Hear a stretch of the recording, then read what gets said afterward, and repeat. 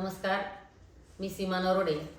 आज आपण महाराष्ट्राचे कृषी मंत्री राहिलेले माणिकराव कोकाटे यांना 2 वर्षाची शिक्षा आणि 10,000 रुपये दंड सत्र न्यायालयाने नाशिक जिल्ह्यात ठोठावलाय।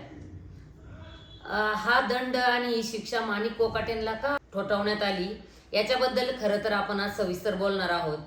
माणिक कोकाटेंनी स्वतःची संपत्ती लपवून आपण अल्पभूधारक किंवा आपलं उत्पन्न कमी आहे हे दाखवून सरकारी सदनिका त्यांच्यासाठी आणि त्यांच्या भावासाठी लाटल्याची एक गंभीर प्रकरण त्यांच्या विरोधात न्यायालयात चालू होतं आणि दिघोळे नावाचे जे आमदार होते त्यांनी हे प्रकरण न्यायालयात टाकलं होतं। 25 वर्ष म्हणजे 25 वर्ष तो खटला चालल्यावर माणिक कोकाटेंच्या विरोधात जे कागदपत्र होते ते सगळे सादर झाल्यावर खरोखर हे सगळं झालं का, ह्या सदनिका लाटल्या का, हे जेव्हा कन्फर्म झाल्यावर त्यांना 2 वर्षाची शिक्षा ठोठावण्यात आली। पण 2 वर्षाची शिक्षा ज्या दिवशी त्यांना शिक्षेची तरतूद झाली आणि लगेच त्याच दिवशी माणिकराव कोकाटे आजारी पडले, इतके सिरियस झाले की त्यांना लीलावती हॉस्पिटलला ॲडमिट करावं लागलं। पण लीलावती हॉस्पिटल हे नाशिक पासून फक्त 3 तासाच्या अंतरावर आहे। मुंबई ते नाशिक जो महामार्ग झाला त्या महामार्गावरून जायला माणिक कोकाटेंना 2 दिवस लागले।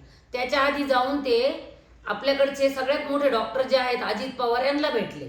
अजित पवारांना भेटून मग लीलावती हॉस्पिटलमध्ये ते ॲडमिट झाले आणि तिसऱ्या दिवशी माणिक कोकाटेंना जामीन मंजूर झाला 1 लाख रुपये भरून। असंच जर एखाद्या सर्वसामान्य माणसाने कोणी काही गुन्हा केला असता, एखाद्याने खिसा जरी कापला असता तरी इतका अर्जंट त्याला जामीनच होत नाही। म्हणजे शेतकरी आंदोलनात जर एखाद्या विषयावर तुम्ही आंदोलन करायला गेले तरी 7-7 दिवस याच नाशिकच्या सेंट्रल जेलला राहण्याची शेतकऱ्यांवर वेळ आलेली आहे। आणि माणिकराव कोकाटेंना लगेच 1 लाख रुपये भरले म्हणजे असं होतं की अजित पवारच्या, बीजेपीच्या किंवा शिवसेनेच्या कोणाच्याही मंत्रीपदाचा जो दावेदार माणूस असतो, जो मंत्री असतो, त्यांनी कोणतंही बेताल वक्तव्य केलं किंवा त्यांनी कुठलाही गुन्हा केला किंवा त्यांनी सर्वसामान्य माणसांचे घर जरी चोरले तरी सुद्धा 1 लाख रुपये भरायचे आणि सही सलामत बाहेर निघायचं, अशी आपली न्याय व्यवस्था झाली का काय असा प्रश्न खरा तर पडतो। म्हणजे अशी जर न्याय व्यवस्था प्रत्येकासाठी वेगवेगळे जर नियम लावत असेल तर न्याय व्यवस्थेवरचा सर्वसामान्य माणसाचा विश्वास उडल का? अजित पवारच्या माणसाने चोऱ्या केल्या म्हणजे त्याच्यासाठी वेगळा न्याय, सर्वसामान्य माणसाने जर काही गुन्हा केला तर त्याच्यासाठी वेगळा न्याय, हे म्हणजे नाशिक जिल्ह्याच्या सत्र न्यायालयाला सुद्धा अशोभनीय गोष्ट झाली। पुढचा प्रश्न हेच माणिक कोकाटे, म्हणजे मला तर कधी कधी असं वाटतं फक्त त्यांचं मंत्रिपद गेलंय, अजून ते आमदार आहेत। म्हणजे राज्यघटनेत अशी तरतूद आहे, कुठल्याही लोकप्रतिनिधीला 2 वर्षापेक्षा जास्तीची जर शिक्षा झाली तर त्याची आमदारकी म्हणजे त्याच्याकडे जे मंत्रिपद असेल, जे आमदारकी असेल ती रद्द होती आणि त्याच्याकडे एखादं खातं असेल तर ते काढून घेतलं जातं। पण माणिकराव कोकाटेंचं फक्त मंत्रिपद काढून घेतलंय, अजून ते आमदार आहेत, त्यांच्या आमदारकी पद गेल्याचा कुठलाही अजून काही न्यूज आलेल्या नाहीये। पुढची गोष्ट म्हणजे माणिक कोकाटेंना खरं तर 2 वर्ष जेलमध्ये पाठवायला पाहिजे होतं, कारण की त्यांना फक्त ही शिक्षा झाली म्हणजे न्यायालयाने त्यांना ही शिक्षा दिली, पण अजून ते जेलमध्ये नाही गेले। याच्याबद्दल खरं तर असं म्हणावं वाटतं की माणिक कोकाटेंना हे त्यांनी जे जे कर्म केले ना त्या कर्माचं फळ मिळतंय।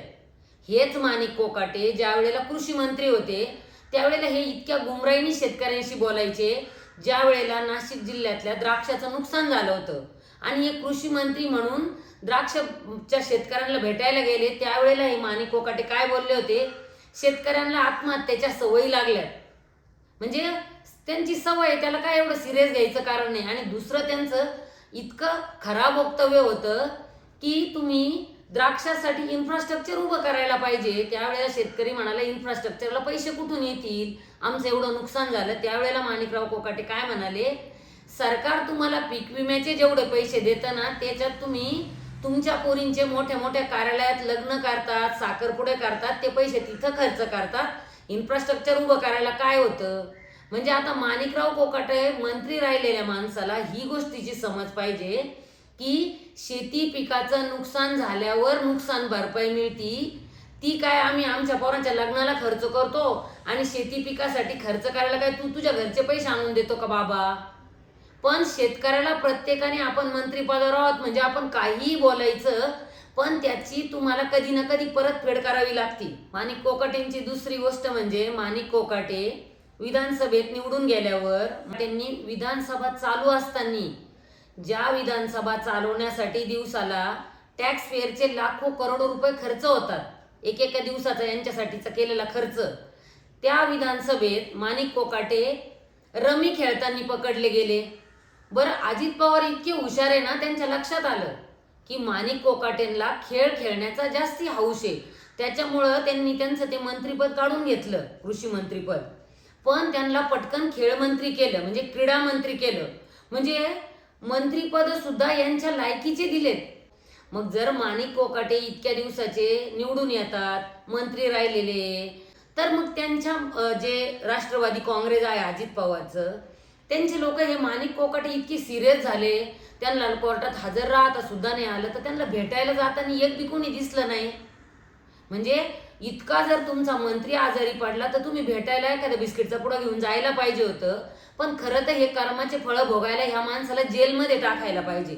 एवढं करून 1 लाख रुपये भरले, लगेच या माणसाची जामीन झाली. त्याच नाशिक जिल्ह्याच्या जेलमध्ये लोकांची शिक्षा संपलेली असताना त्यांचे 10-10 हजार रुपये दंड न भरल्यामुळं जवळजवळ 50-60 कैदी असेच आहे ना शिक्षा भोगतायत.